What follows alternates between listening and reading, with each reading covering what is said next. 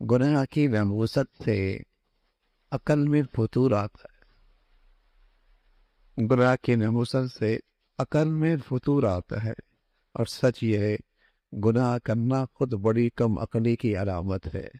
وہ ذات جس سے اس کی ساری زندگی کے نفع وابستہ ہے، اس سے دشمنی مول لینا اور اس کی نافرمانی کرنا اور دنیا کی تھوڑی سی لذت کی خاطر اپنا کیریئر اور آخرت برباد کرنا، اس سے بڑی کم عقلی اور کیا ہوگی؟ اس سے بڑی کم عقلی کیا ہوگی؟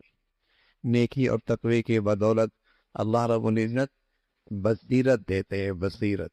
اتقوا فراست المومن فإنه ينظر بنور اللہ، مومن کی فراست سے بچو، وہ اللہ کے نور سے دیکھتا ہے۔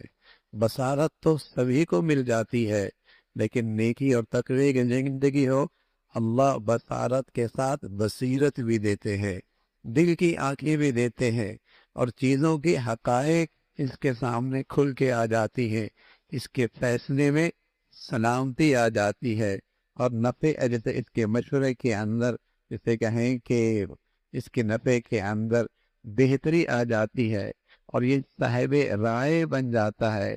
یہ نیکی کی برکت سے اللہ اسے صاحب بصیرت بناتے ہیں۔